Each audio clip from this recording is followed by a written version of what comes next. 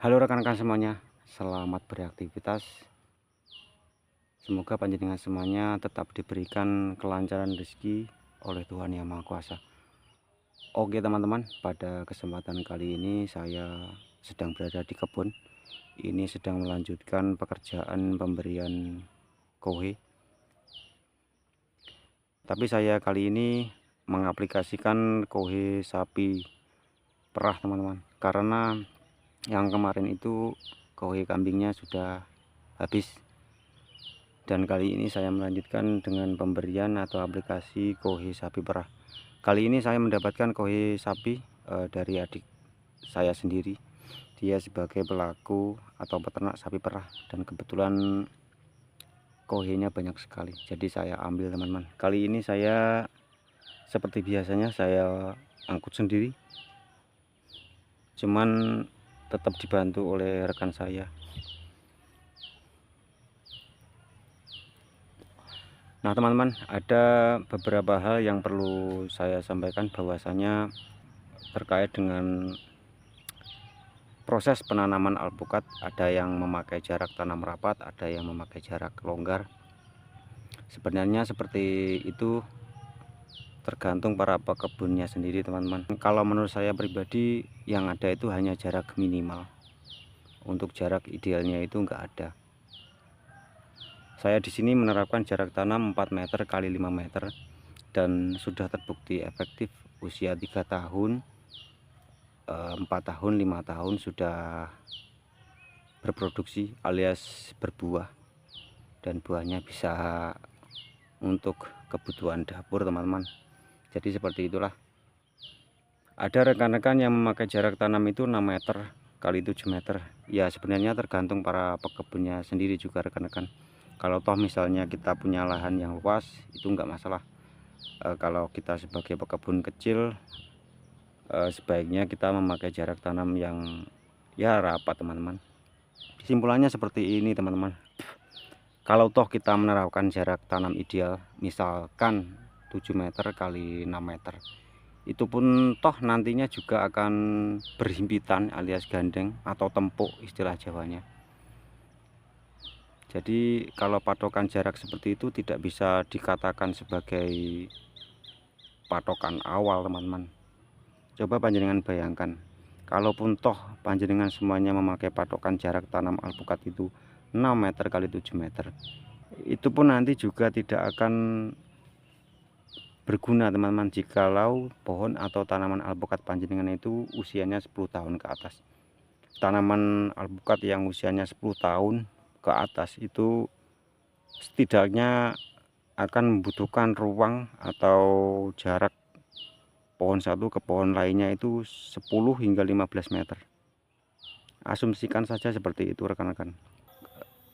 Saat usia seperti itu, atau dikala tanaman alpukat kita itu sudah benar-benar berhimpitan satu sama lain, maka kita bisa menebangnya secara silang rekan-rekan. Yaitu kita bisa mematikan salah satu pohon agar pohon yang lain itu berproduksi dengan maksimal. Itu juga menjadi alasan saya awal mula saya berkebun alpukat teman-teman. Saya tidak memakai jarak tanam 6 meter 7 meter, jadi seperti itu juga alasannya. Jadi nanti sewaktu pohon alpukat atau kebun alpukat kita itu sudah rimbun atau sudah gandeng atau sudah tempuk antara satu pohon dengan pohon lainnya, saya akan menebang salah satu pohon alpukat tersebut teman-teman. Saya bisa dikatakan rugi dalam bibit teman-teman, karena saya harus mematikan salah satu pohon, tapi saya kan ada keuntungan tersendiri, yaitu tanaman atau pohon alpukat yang sudah berproduksi tadi kan otomatis sudah menyumbang nilai ekonomi buat kita. Nah, jadi seperti itulah motivasi saya teman-teman sebagai pekebun alpukat. Saya tidak mempersoalkan jarak tanam ideal tanaman alpukat, karena hal tersebut para pekebun dan petani alpukat itu mempunyai ide dan kreasi masing-masing. Saya hanya menerapkan jarak minimum untuk pola tanam teman-teman, yaitu saya pakai jarak 4 meter kali 5 meter. Jarak tanam tersebut cukup aman hingga tanaman alpukat atau pohon alpukat kita itu mencapai usia 6 tahun hingga 7 tahun. Nanti sewaktu pohon atau tanaman alpukat kita itu berhimpitan atau tempuk, maka kita bisa menebang salah satunya, teman-teman. Intinya nanti saya akan melakukan metode penjarangan pada kebun saya, teman-teman. Jadi saya akan mematikan beberapa pohon dan memelihara beberapa pohon yang produktif yang saya anggap berpotensi menghasilkan buah optimal. Jadi seperti itu kesimpulannya, mohon koreksinya.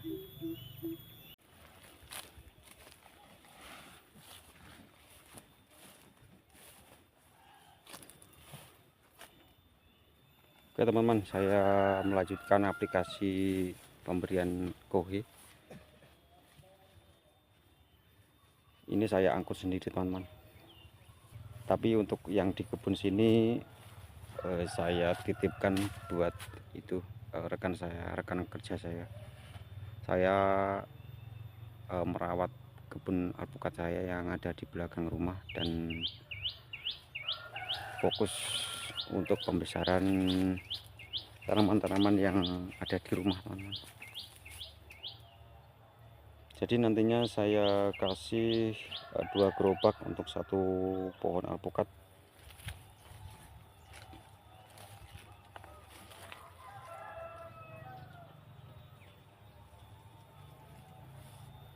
Ini rumputnya lebat sekali, rekan-rekan.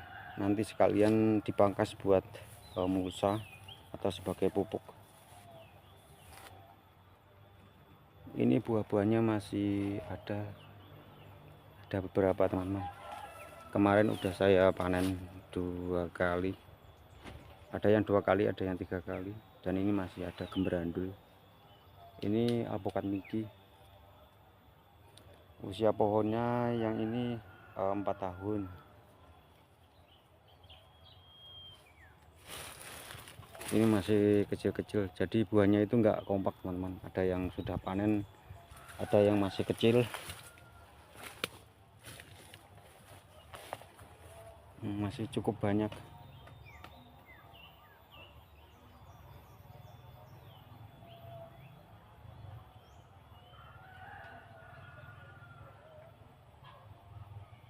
Jadi proses pengaplikasian kohe sama kompos itu saya terapkan sejak buah alpukat itu sudah menginjak tua. Buahnya, teman-teman, garis bawahi buahnya sudah menginjak tua. Jadi saya terapkan aplikasi pemupukan pohon alpukat itu seperti proses pemupukan pada saat masa-masa tumbuh atau vegetatif. Itu buat asupan nutrisi agar nantinya siap untuk berbuah lagi di musim yang akan datang.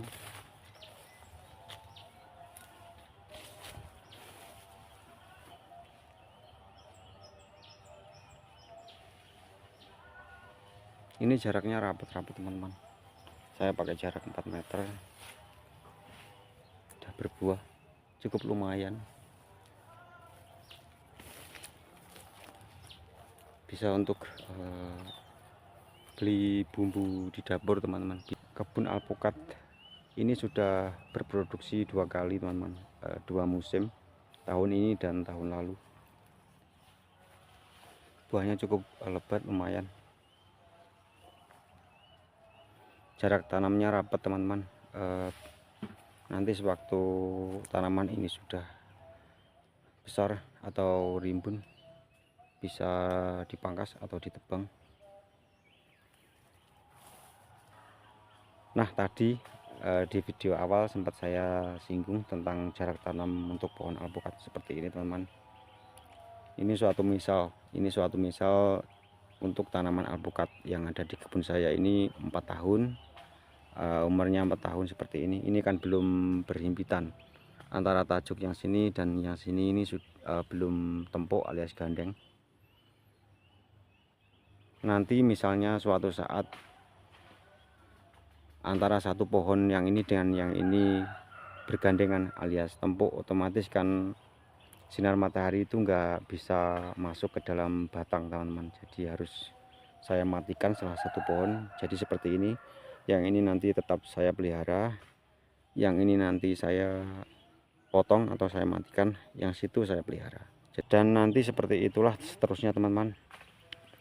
Saat menginjak 10 tahun atau saat tanaman kita sudah semakin tinggi atau membutuhkan ruang yang lebar, maka bisa dipangkas atau dipotong atau dimatikan salah satu pohon yang kecil dan hanya memelihara beberapa pohon yang dominan. Seperti itu rumusnya. Jadi patokan untuk tanam pohon alpukat itu menurut saya hanya jarak tanam minimal teman-teman. Jangan bisa lihat usia 4 tahun 5 tahun sudah berproduksi 2 kali, itu sudah luar biasa dan menyumbang nilai ekonomi tersendiri buat dapur kita.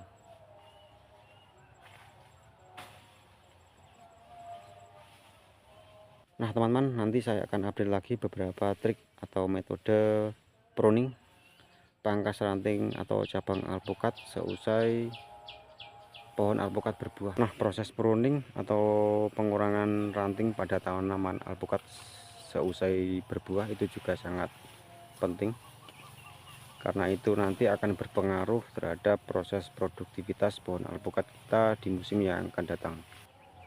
Oke rekan-rekan semuanya, semoga video ini ada sedikit manfaatnya buat panjenengan semuanya. Salam sukses dan semangat berkebun teman-teman.